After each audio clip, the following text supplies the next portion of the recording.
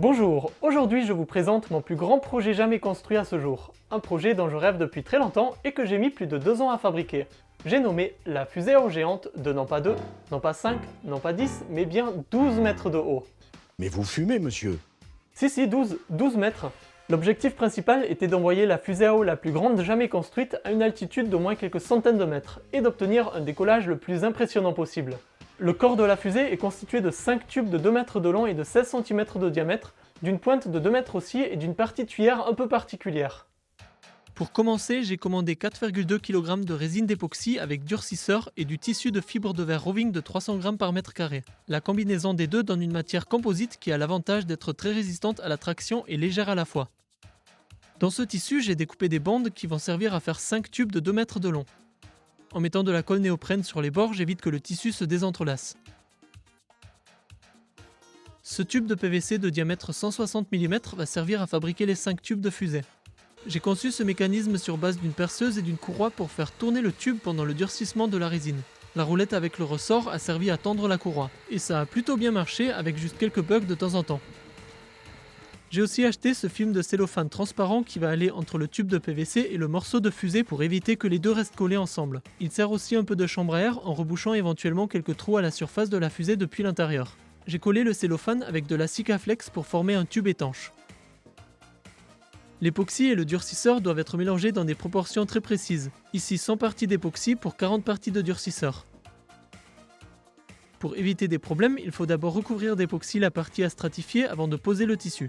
Après la pose du tissu, il faut rajouter encore de l'époxy pour que tout soit imbibé et que la surface devienne bien lisse. La première erreur que j'ai faite ici était de faire ça au soleil, ce qui a fait durcir l'époxy trop rapidement. Pour ce premier morceau de fusée, l'époxy n'était donc pas répartie de façon très uniforme, ce qui a causé quelques problèmes par la suite. Avant de poser la seconde couche, je ponce la surface du tube pour améliorer l'adhérence entre les deux. A partir de là, j'ai tout fait à l'ombre et les choses se sont bien mieux passées. Finalement, c'est mieux avec des gants, parce que les fibres de verre beaucoup plus fins que les cheveux piquent sur la peau pendant quelques jours et sont difficilement repérables. La manière dont j'ai posé le tissu s'est améliorée de morceau en morceau. Grâce à cet outil, appelé le débuleur, je supprime une bonne partie des bulles d'air emprisonnées entre les mailles. Et c'est reparti pour un tour. Cette vis me permet de maintenir le tube de PVC pendant que je retire le morceau de fusée. Comme on le voit ici, le tube a jauni, ce qui est une conséquence du durcissement au soleil. Ce premier tube s'est laissé retirer assez facilement, ce qui n'a pas été le cas pour les autres. Pour celui-là, j'ai dû mettre des glaçons à l'intérieur pour que le PVC se rétracte un peu. Et ça a fonctionné.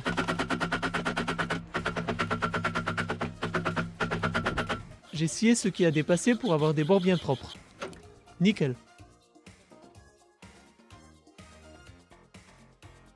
Pour la pointe de la fusée, j'ai opté pour une forme d'ogive sur base d'arc de cercle qui se croise en un point et révolue autour d'un axe. D'autres formes auraient pu être un tout petit peu mieux adaptées à la vitesse de vol prévue pour la fusée, mais j'ai trouvé la forme d'ogive particulièrement belle.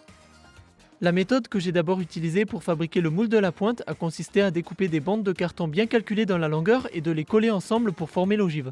Comme on va le voir plus tard, c'était la pire des méthodes que j'ai pu trouver.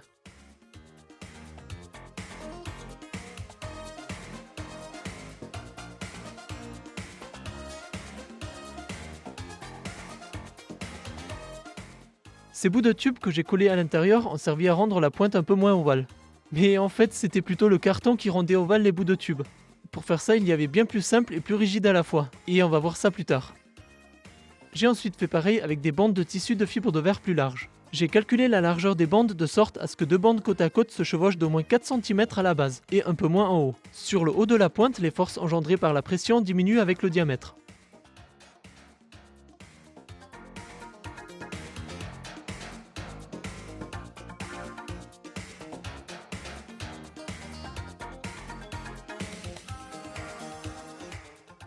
Puis j'ai appliqué la seconde couche de tissu. J'ai poncé la pointe et réappliqué une couche d'époxy pour vernir le tout. Et j'ai recoupé bien droit le bas. Le moule en carton était impossible à retirer à la main. J'ai fini par y arriver en ramollissant le carton avec de l'eau. En cherchant bien sur internet, j'ai réussi à trouver cette pièce en acier de 50 mm de diamètre intérieur qui va servir de tuyère à la fusée. Ce que je fabrique ici est la partie qui sert à concentrer le jet d'eau vers la tuyère et à raccorder la pièce métallique à la fusée. Comme je l'ai expliqué plus tôt, il aurait fallu appliquer d'abord la résine avant d'enrouler le tissu. Mais c'était l'une des premières pièces que j'ai fabriquées, et cette méthode-là me paraissait plus simple à ce moment. À la place du cellophane, j'ai utilisé du papier cuisson qui se retire aussi facilement.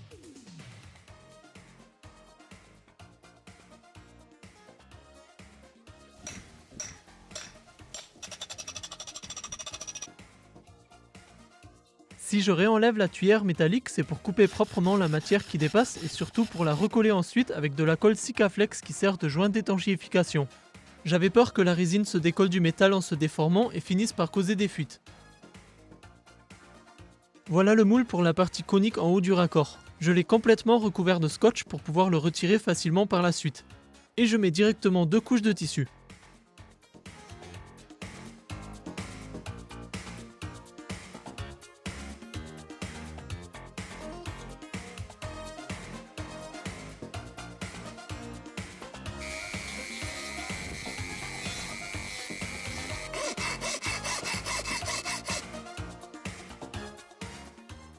Magnifique!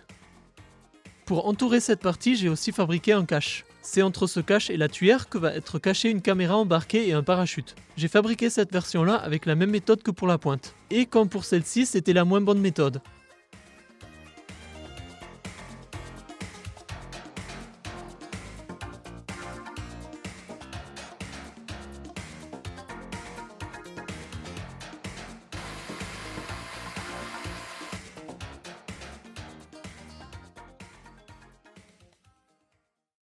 Plus qu'à raccorder les différentes parties ensemble. Et en premier, j'ai raccordé la tuyère à un tube. Pour ça, j'ai commencé par poncer les extrémités des tubes pour améliorer l'adhérence avec la résine. Ce guide en PVC avec des disques en carton permet de maintenir alignées toutes les pièces pendant que je colle les différentes parties ensemble. Et voilà, ça tombe pile poil en face.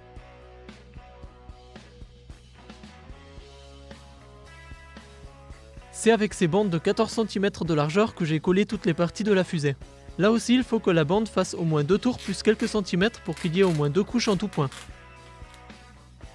J'ai rajouté un gros pâté de scotch pour maintenir le tissu contre le cône. Malgré ça, il a fallu poncer tous les plis dans le tissu. Et voilà la tuyère raccordée à un tube. Le support à l'intérieur peut ressortir par l'autre côté.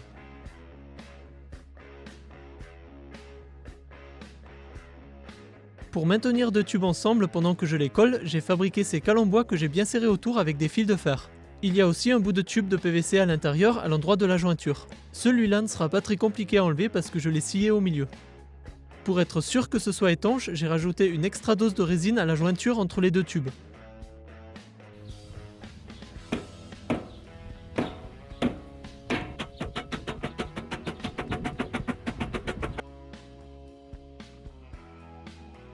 Voilà une tranche de 4 mètres en un seul morceau.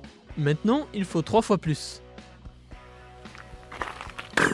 Et voilà une tranche de 8 mètres.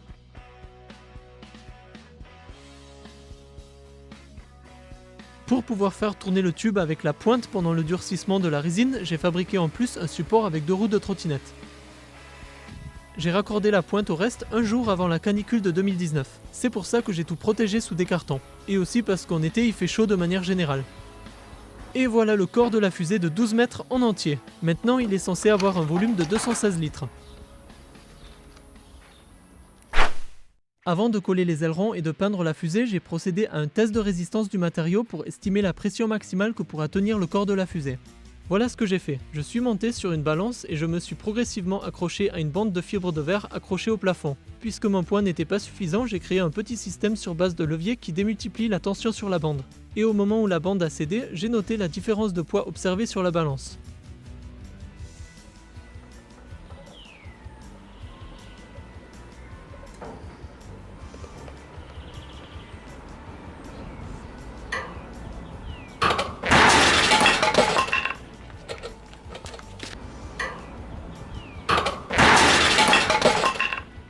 J'ai dû faire plusieurs tests jusqu'à ce qu'une bande craque à un autre endroit qu'à l'endroit de l'une des vis qui a tenu la bande. Ensuite, grâce à cette formule que j'ai bricolée, j'ai pu calculer la résistance à la traction du matériau. Et j'ai trouvé 105 kg par centimètre de largeur de bande. Et puis j'en ai déduit la pression maximale que mon tube de fusée devrait tenir, soit 26 bars de pression pour 2 couches. Évidemment, cette estimation ne tient pas compte des défauts qu'il pourrait y avoir sur la fusée réelle. Par exemple des défauts de mélange époxy-durcisseur mal dosé, ou de couches de tissu qui se chevauchent mal, etc. J'ai donc dû procéder à un vrai test de pression sur le réservoir de la fusée.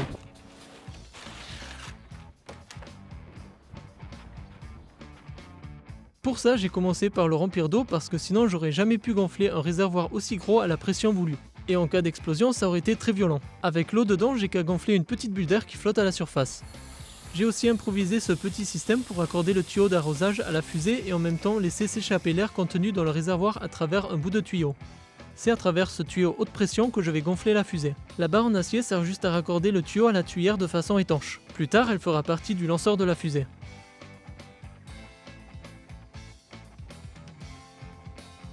Ça fait beaucoup d'eau de gaspiller pour un test de pression. Mais j'avais pas vraiment le choix et j'ai essayé d'en récupérer une partie à la fin pour arroser des plantes qui auraient été arrosées de toute manière. Là je serre l'écrou en bas pour que ce soit bien étanche. Et c'est parti pour la gonfler. Le but ici était de monter à 12-13 bars et de relâcher la pression ensuite si tout s'est bien passé.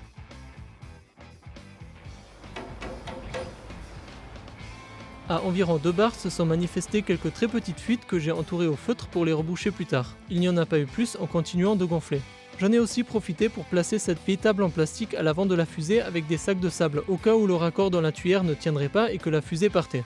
Bon, avec 216 litres d'eau, elle serait pas partie bien loin. Et là, avec seulement 6,2 bars,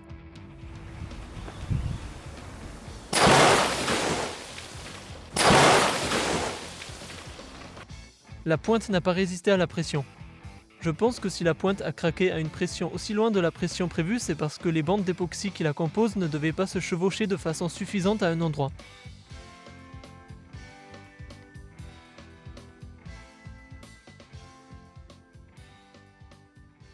Bon, c'est parti pour refabriquer une nouvelle pointe. Mais cette fois-ci, j'ai trouvé une méthode bien meilleure. Au lieu de réaliser le moule à partir de bandes de carton dans la longueur, la nouvelle méthode consiste à le réaliser à partir de morceaux coniques empilés, 7 au total. J'ai imprimé et puis collé les différentes parties sur du carton pour découper le carton aux mêmes dimensions. Et je les ai trempés dans de l'eau et enroulés autour d'un bout de tube de PVC pour que le carton soit le plus lisse possible. Une fois secs, ils se sont assez facilement laissés coller sans devenir ovales. Et pour les rendre encore plus ronds, j'ai ajouté des disques en carton rigides et de diamètre précisément calculé à l'intérieur.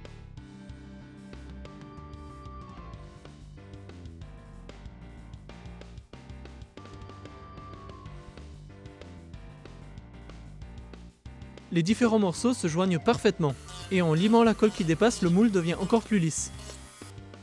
Voilà le moule de la pointe en entier. Très beau résultat. Au lieu de coller comme pour l'autre 8 bandes de fibres de verre fines autour, j'ai collé seulement 2 grandes bandes suffisamment larges pour bien qu'ils se chevauchent, et puis 2 autres pour la seconde couche.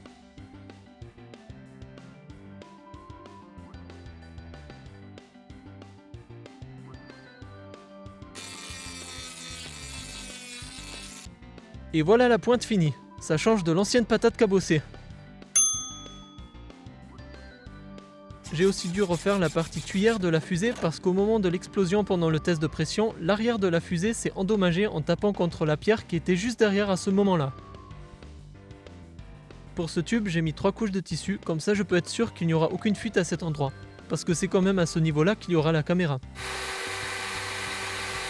Et voilà la nouvelle, qui est un peu plus grande.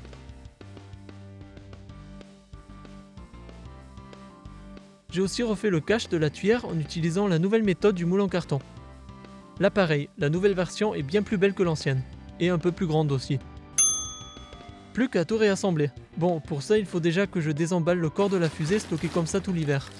Entre temps elle a un peu jauni, ce qui est dû à l'exposition aux rayons UV du soleil avant de l'avoir rangée dans les cartons.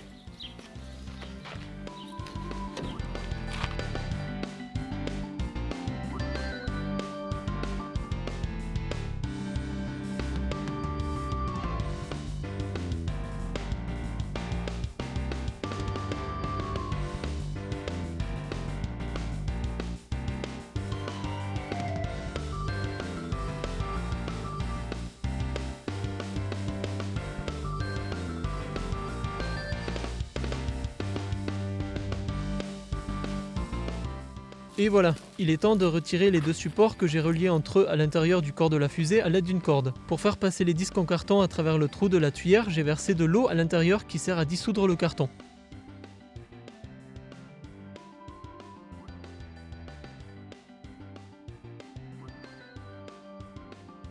Oups. J'ai quand même fini par réussir de retirer le dernier support en inclinant la fusée et en la secouant. Bon, maintenant il faut refaire un test de pression, mais cette fois-ci avec méthode. Avant de faire le test sur le grand réservoir de fusée, j'ai voulu faire un test de pression destructif sur une fusée en taille réduite pour ensuite refaire le test sur le grand réservoir de pression avec quelques barres en moins. Pour ça, il faut évidemment que cette mini-fusée ait le même diamètre et qu'elle soit faite avec les mêmes techniques de fabrication que le grand réservoir de fusée. Le jour du lancement, je la lancerai avec encore un demi-bar à 1 bar en moins. Pour que la qualité de l'époxy soit identique à celle de la vraie fusée, j'ai laissé la fusée de test quelques mois au soleil pour faire vieillir l'époxy autant voire plus que la grande. J'ai aussi fabriqué rapidement un support en bois rien que pour le test de pression, ce qui peut éventuellement éviter de recasser le bas de la fusée. Comme pour la vraie fusée, je remplis celle-ci d'eau avant de la gonfler.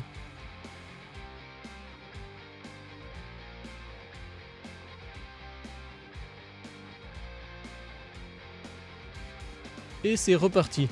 Donc, comme déjà dit, le but ici est de détruire la fusée de test pour noter la pression maximale qu'elle tient. Une fuite sur la pointe a rendu le gonflage un peu plus difficile. Le maintien de la tuyère sur le socle a lâché. Je n'ai pas réussi à mieux serrer la tuyère qui lâche toujours entre 12 et 13 bars. Mais ce résultat me va parce que 12 bars c'est plutôt pas mal pour une fusée à eau de ce diamètre. Sachant que la limitation ici n'est même pas le réservoir mais le système de maintien. Je vais donc pouvoir faire le deuxième test de pression sur la grande fusée en mettant un peu moins de 12 bars. Et ce sera le dernier test avant de finaliser la fusée. Pour ce test, j'ai décidé de serrer le système de maintien de la tuyère au maximum de ce que je peux sans tout casser et de monter à une pression un peu en dessous de 12 bars. C'est parti!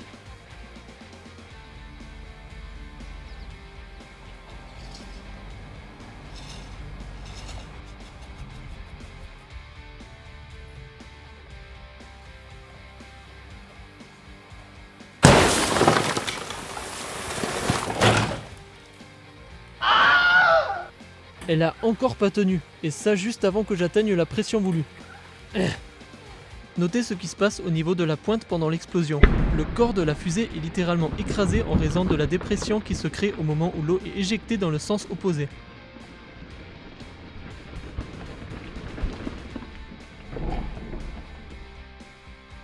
Le morceau qui a explosé est le tout premier que j'avais fabriqué, donc celui que j'avais fait au soleil avec la résine qui avait durci trop vite et qui avait jauni ensuite.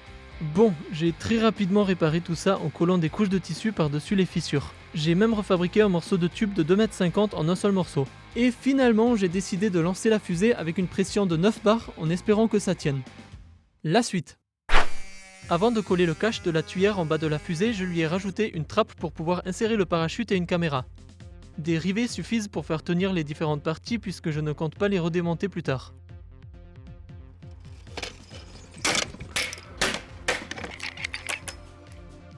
Toute cette partie est particulièrement molle, c'est pour ça que j'ai ajouté ces barres en aluminium sur et autour de la trappe.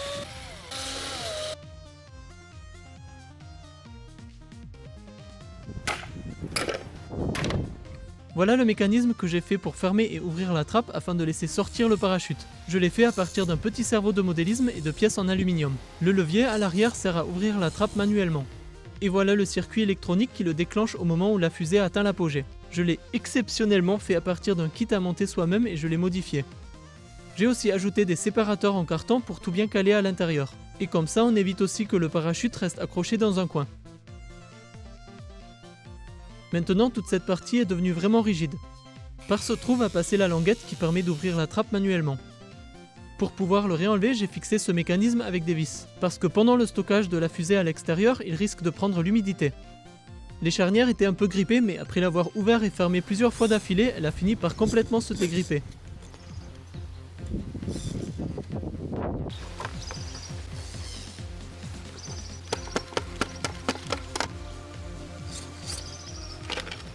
Et voilà, ça marche plutôt bien.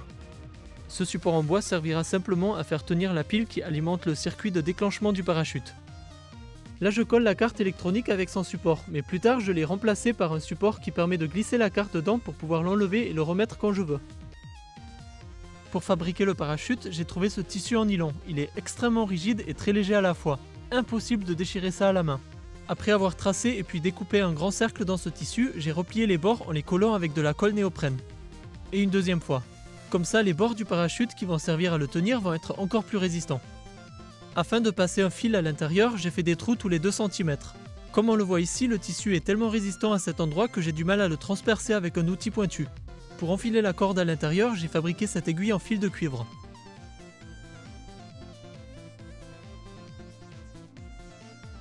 Ça a donné un très beau résultat. Et pour les 8 fils qui tiennent le parachute, j'ai utilisé la même corde que précédemment. Contrairement aux apparences, elle est assez résistante. Et voilà un premier test. J'ai pas pu le tester plus que ça puisqu'il faut déjà la fusée.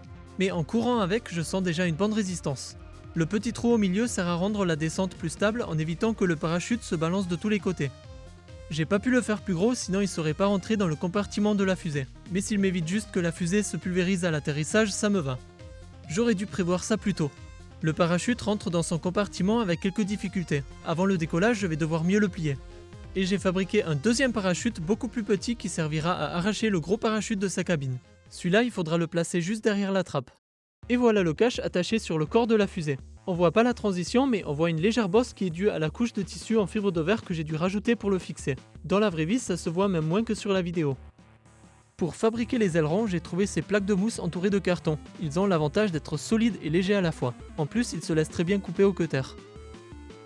Pour coller les différents morceaux ensemble, j'ai utilisé de la colle chaude. C'était pas la meilleure solution, mais la colle néoprène range la mousse entre ces deux plaques et la colle à bois n'adhère que très peu.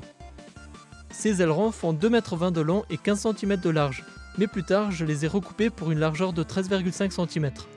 Les ailerons étaient les premières parties que j'ai peintes. Pour peindre le corps de la fusée, j'ai commencé par le nettoyer afin que la peinture adhère correctement, et aussi pour enlever tous les saletés qui s'y sont collés durant l'hiver.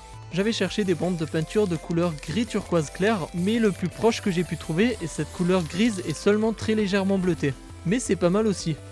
Par contre, le fait qu'elle soit plus sombre que prévu fait que la surface de la fusée absorbe mieux les rayons du soleil et donc se réchauffe plus facilement quand il fait beau, sachant que l'époxy se ramollit un peu avec la chaleur. Comme on le voit ici, il y a une différence de 15 degrés Celsius entre le côté peint et le côté non peint quand la fusée est exposée au soleil. Bon, il se trouve qu'au final, il n'y a pas eu de problème avec ça. Pour le haut de la fusée, j'ai prévu faire un motif en quadrillage, ce qui était utilisé dans les années 40 pour voir de loin si les fusées tournaient sur eux-mêmes. Et à part ça, c'est plutôt stylé. Après avoir tracé le quadrillage, j'ai collé des rubans de papier pour couvrir les endroits à ne pas peindre de cette couleur. Avant d'appliquer la deuxième couleur, j'ai protégé les parties déjà peintes avec des prospectus. Pour celle-ci, j'ai pris une bombe jaune-marron du même style.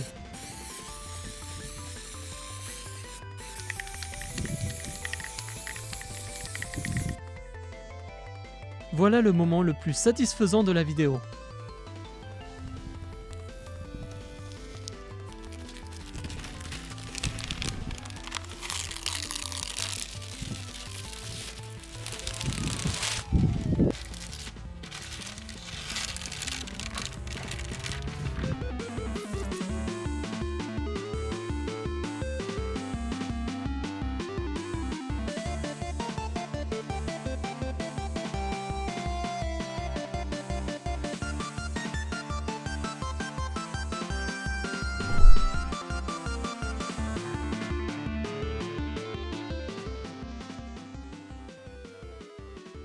Plus qu'à coller les ailerons.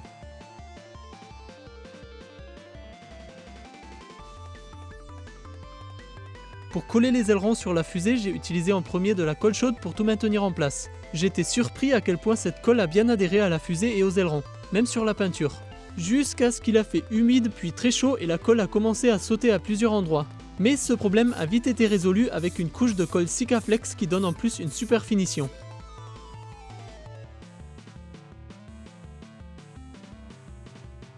J'ai dû recouper un peu le bas des ailerons pour les rendre compatibles avec le lanceur. Pour peser la fusée, j'ai fabriqué ce petit support qui tient une balance de cuisine. J'ai posé la fusée seulement sur 2 extrémités et c'est donc à ces 2 extrémités que j'ai pesé la fusée. La somme des 2 mesures donne le poids total.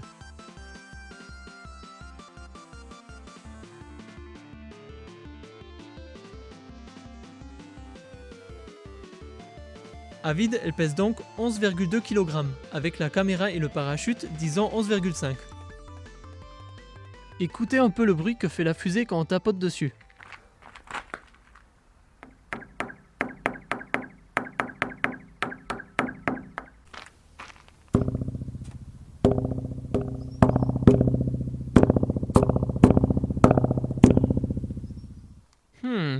Connaissant la vitesse du son à la température de l'air à l'intérieur du réservoir et l'humidité de l'air qu'il a fait ce jour-là, et connaissant la durée entre deux échos, on peut recalculer la distance que l'écho doit parcourir et donc la longueur de la fusée.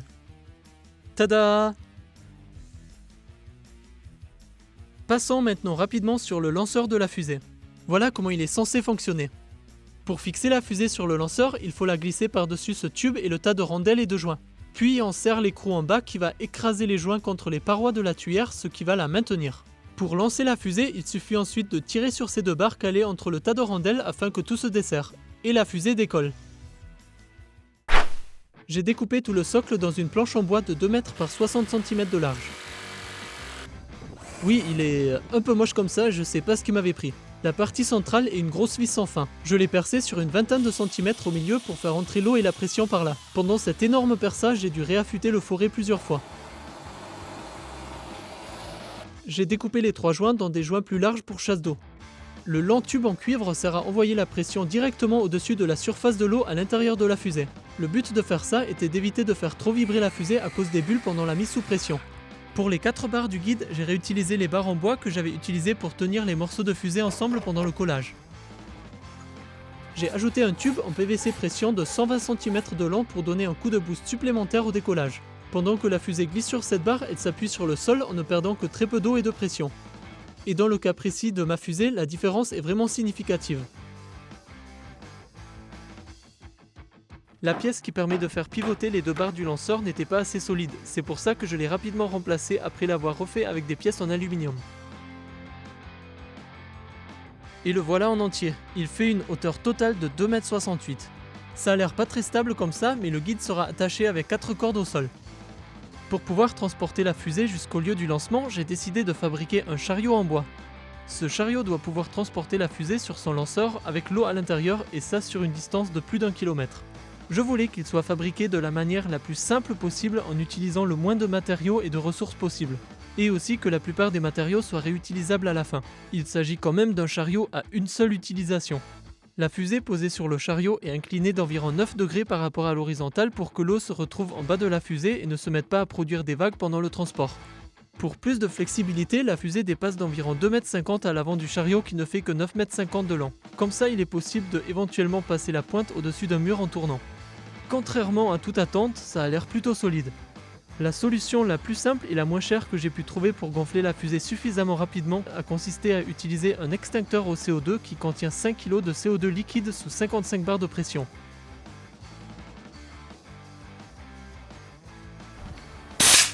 J'ai aussi adapté le tuyau haute pression avec le manomètre sur l'extincteur. Pas simple de trouver un embout avec ce pas de vis très particulier. Ce support qui m'a été livré avec l'extincteur m'a permis d'attacher ce dernier sur le chariot.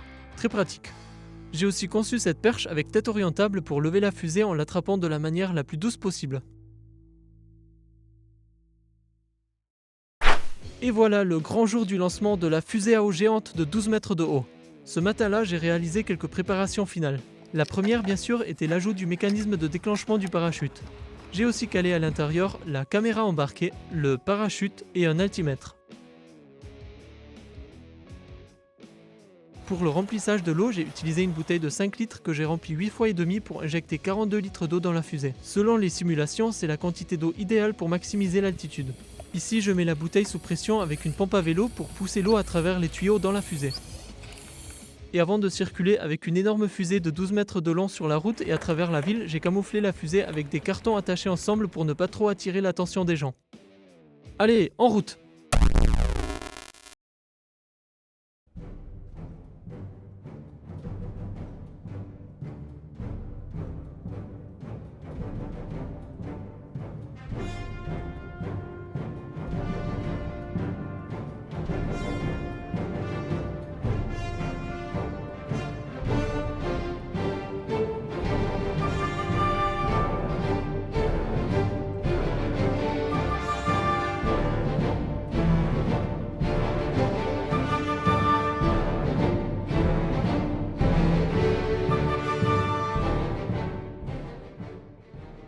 Le transport jusqu'au terrain s'est passé sans problème. Le chariot a tenu pendant toute la route du début à la fin sur plus d'1 kilomètre. Il y a quand même eu quelques promeneurs qui ont demandé ce que c'était.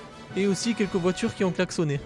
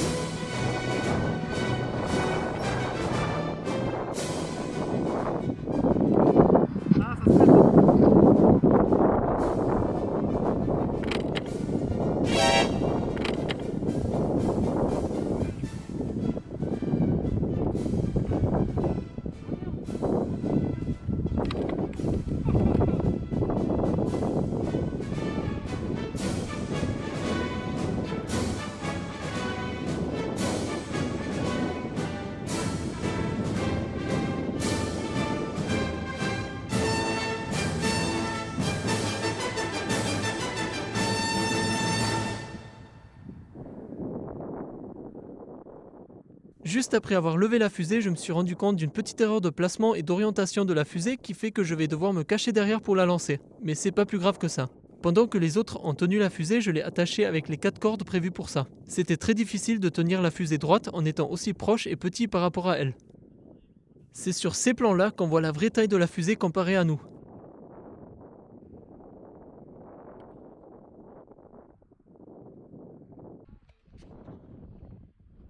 Ce jour-là, peu de vent était annoncé, mais il y en a eu une quantité non négligeable juste au moment où on a levé la fusée. Quand le lanceur s'est broyé sous le poids de la fusée, je pensais que tout était fini. Mais par miracle, la fusée a tenu sur 3 bouts de bois qui restaient en bas du lanceur. Incroyable.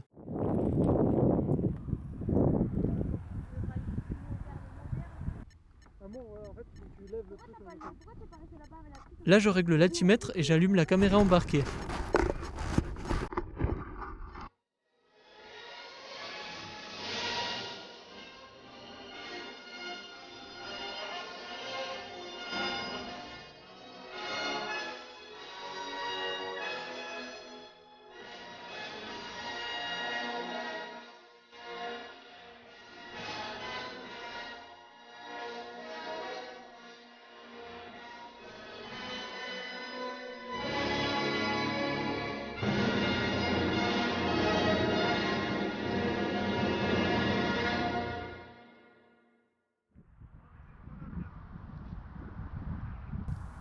Le gonflage avec l'extincteur a pris moins de 3 minutes. Avec ma pompe à vélo, cela aurait pris entre 2 et 4 heures avec plusieurs personnes qui s'échangent toutes les 3 minutes.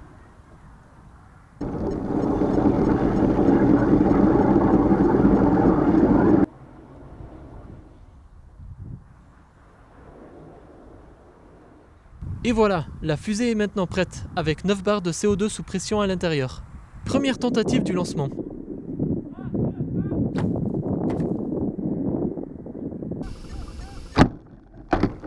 Et là, le câble sur lequel j'ai tiré s'est tout simplement arraché. J'ai donc essayé de déclencher la fusée en donnant des coups de pied au mécanisme qui la retient. Mais les joints se sont tellement grippés à l'intérieur qu'elle a résisté pendant plusieurs minutes. J'ai fini par tenter de tirer sur le tuyau avec lequel je viens de gonfler la fusée, et là, c'est le drame.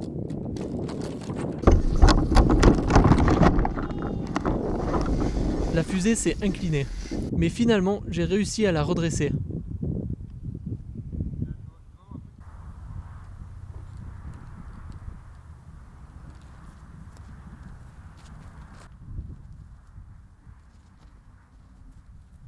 Et j'ai rajouté un peu de pression pour compenser la petite fuite qui est apparue sur le corps de la fusée.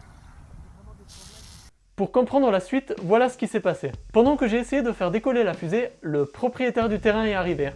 Il a d'abord discuté avec les spectateurs au fond du terrain, puis il est arrivé à la hauteur de mon caméraman qui a décidé d'éteindre la caméra juste après avoir discuté avec lui, pensant que de toute façon tout était fini.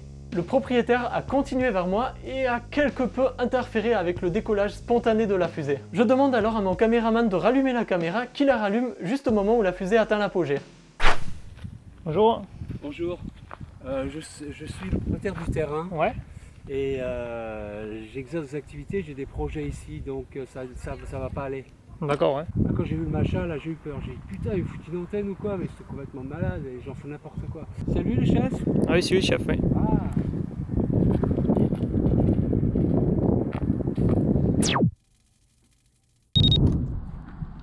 Bonjour. Bonjour. Je suis le propriétaire du terrain. Ah, bonjour. Putain, on la prend pas sur la gueule, non? Ah, ouais, film. Ah putain, on la prend pas sur la gueule, non ou quoi? Elle est là. Putain, vous sont très bien ces mecs. Putain, elle va piquer. Mais c'est nul votre truc, c'est nul, vous êtes trop près de la ville là. Ouais, c'est tombé quelque part là.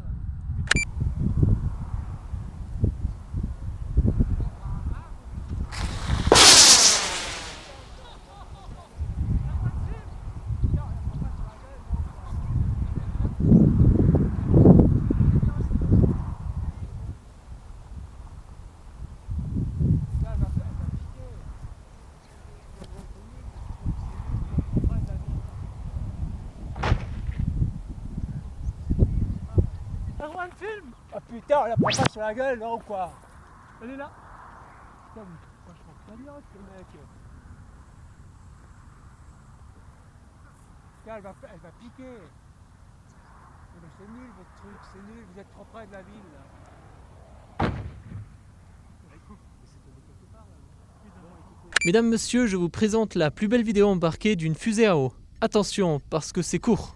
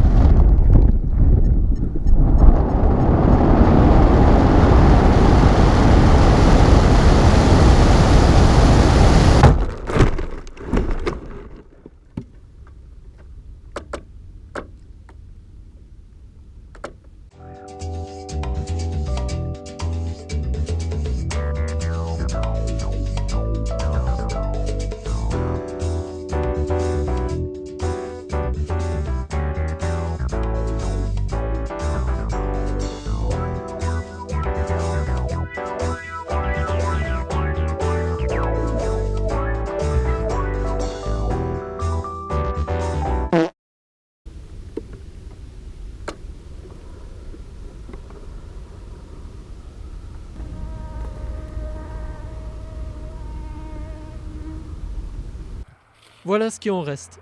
Elle est retombée à 110 mètres du pas de tir dans un champ de vigne abandonné. Malheureusement, le parachute n'est pas sorti de son compartiment et la fusée s'est cassée en plusieurs morceaux. En contrepartie, on a vu un crash spectaculaire, et je peux toujours en réutiliser une partie pour décorer chez moi. La fusée a atteint 305 mètres. Pas mal. La pointe est tellement enfoncée qu'il est impossible de la retirer à la main.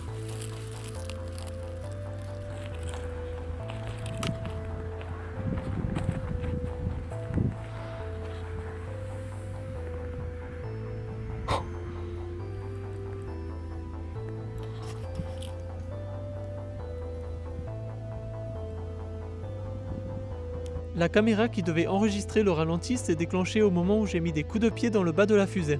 Elle s'est donc déclenchée beaucoup trop tôt. Et puis elle s'est redéclenchée quelques secondes après le décollage, mais avec un cadrage raté. Cette animation tout à fait à l'échelle permet de mieux visualiser le vol de la fusée en comparant à la tour Eiffel. La fusée est restée 21,5 secondes en l'air au lieu des 16,3 secondes qui étaient prévues. Je pense que c'est dû au fait que la fusée a mis un certain temps pour se redresser en retombant, et pendant tout ce temps, elle a dû être ralentie par la résistance de l'air. Fun fact, selon les simulations, la fusée aurait pu soulever mon poids à une hauteur de 27 mètres. À partir des images des vidéos de la fusée, j'ai pu recalculer la vitesse. La fusée est montée dans le ciel avec plus de 255 km/h au moment où elle quitte cette image. Elle a probablement continué à accélérer un petit peu après. Et selon les simulations, elle aurait même dû dépasser les 300 km/h. La vitesse au moment du crash était de 208 km/h. La fumée qu'on voit là est de la vapeur d'eau qui se crée quand la pression chute rapidement au moment de l'éjection de l'eau et du CO2. D'ailleurs, on en voit aussi sortir du tube au sol après le crash. Le parachute ne s'est pas déployé, mais le mécanisme d'ouverture de la trappe, lui, a bien fonctionné. On l'entend au moment où la fusée atteint l'apogée.